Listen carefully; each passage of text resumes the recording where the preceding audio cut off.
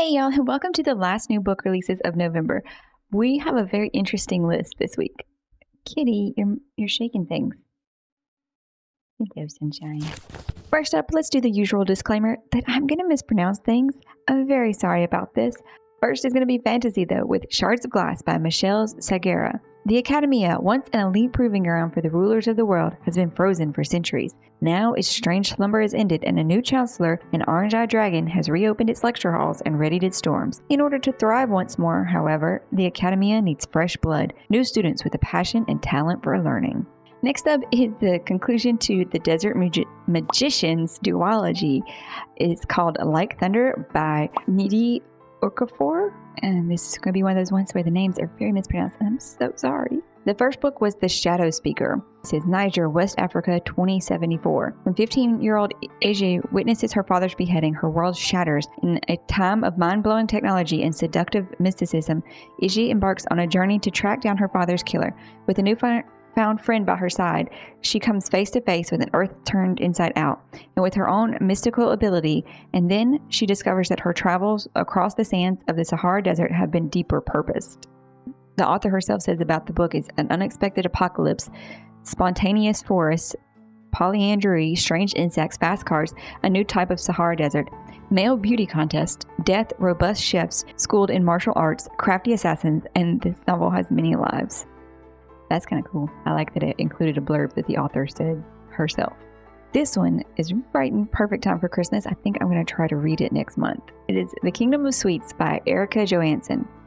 It's a reimagining of The Nutcracker that tells the tale of twin sisters divided by envy and magic set against each other one fateful Christmas Eve.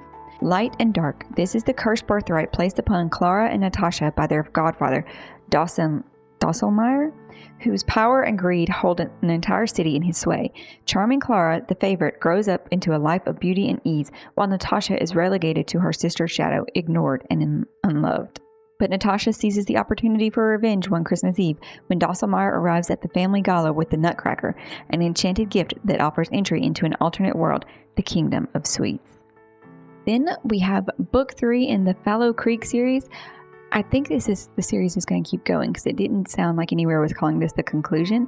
It's The Binding Season by Claudia Kane. First book was The Lovely, Dark, and Deep. It's a beautiful day in autumn and a little girl has gone missing. She's not the first. Hannah Hendricks is the fourth child to disappear from the small town of Fallow Creek in the past 2 months. Search parties comb the woods and vigils are held, but yet there is no trace of the missing children, as if they have vanished off the face of the earth. Cassandra Riley is certain there is magic involved, but few people trust the word of a witch, and fewer still want her help. As an outsider to the rest of the town, it seems there is little she can do, until Hannah's parents arrive on her doorstep begging for magical aid. Next is probably going to be one that is going to be on a lot of people's want to check out list, because it is this not exactly sequel, but they are returning to the world of Half a Soul. This is The Witchwood Knot by Olivia Atwater. The fairies of Witchwood Manor have stolen its young lord. His governess intends to steal him back. Victorian governess Winifred Hall knows a con when she sees one. When her bratty young charge transforms overnight into a perfectly behaved block of wood, she soon realizes that the real boy has been abducted by the fair folk. Unfortunately, the Lord of Witchwood Manor is the only man in England who doesn't believe in fairies, which leaves Winnie in an unenviable position of rescuing young lord-to-be all by herself. Dark fairy tale set in a magical version of Victorian England. Moving on to YA books, we have the dark fantasy To Kill a Shadow by Catherine Quinn. Jude Maddox knows nothing of love or even light. He knows only his grim duty as the Hand of Death, to lead the Knights of the Eternal Star into a land filled with nightmares and certain demise. It's only when he sees her, a young woman with wild amber eyes, who's as fierce, defiant, and swift as the shadow beasts themselves, that he feels the warmth of life in his blood. The other knights may fear their lethal commander with his hard, merciless demeanor. Outcast, Kira Frey sees only a leader, a man who knows how to survive, someone like her, but wanting him is as treacherous as the shadows themselves, and just as seductive. Then we move on to Godly Heathens. It's the first book in H.E. Edgman's YA fantasy duology. It's called the Ouroboros duology. Maybe I have always just been bad at being human, because I'm not one.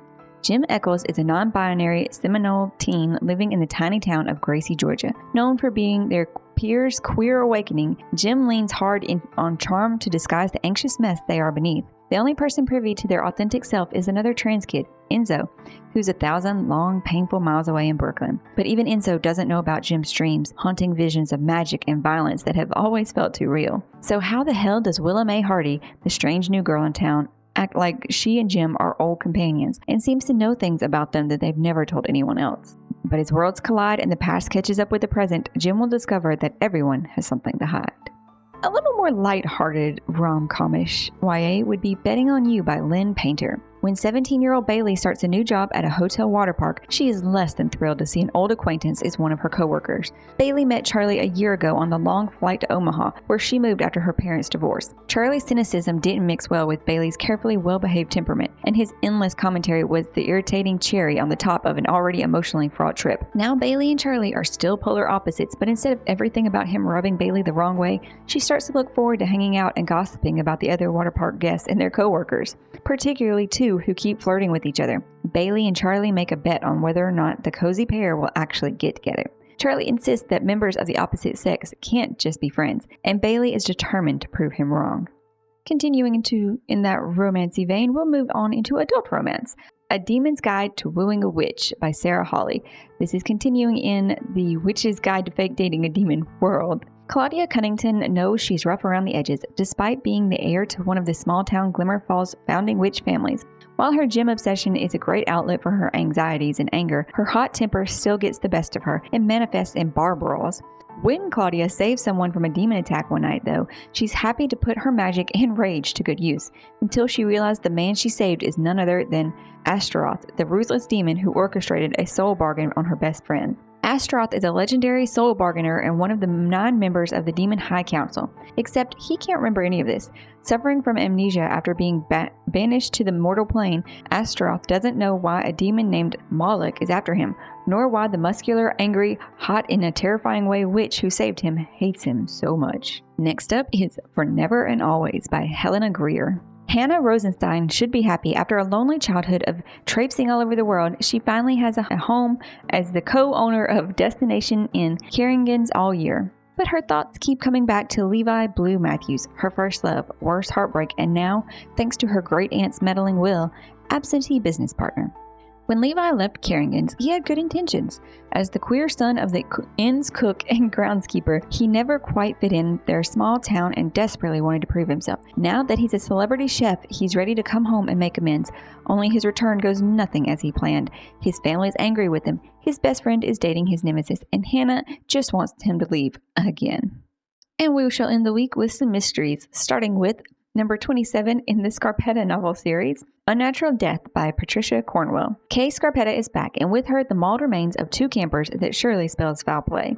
Woven with thrilling twists, compelling mystery, and forensic investigation, this page-turner that'll be over far too soon.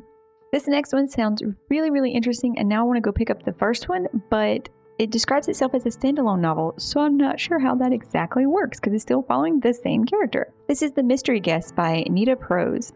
Welcome to the Regency Grand Hotel, where mishap and shenanigans rule, and where the intrepid Molly Gray has little use for professional detectives. Molly Gray is not like anyone else.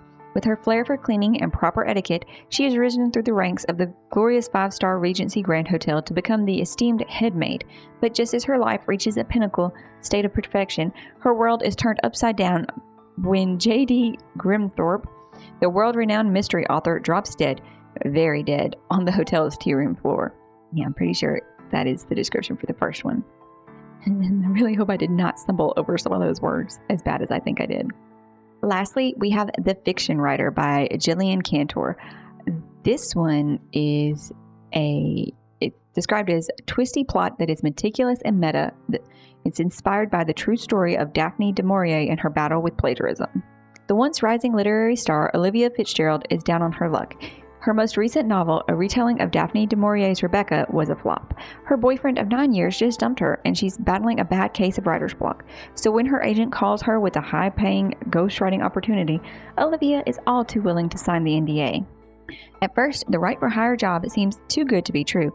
All she has to do is interview Henry Ash Asherwood, a reclusive mega-billionaire twice named People's Sexiest Man Alive, who wants her help in writing a book that reveals the shocking secret about his late grandmother and Daphne du Maurier. That's all the books I have for you this week. Maybe you found something new to add to your TBR stack. I know I added some to my Amazon list. You'll check out some of my other videos if you like my content, and subscribe if you haven't yet. That way you can catch every Monday's new releases for new books to add, and all of the fun ones that I have planned in December. Thank you guys so much for being here. I hope you're having an awesome day and finding something great to read. Bye, y'all.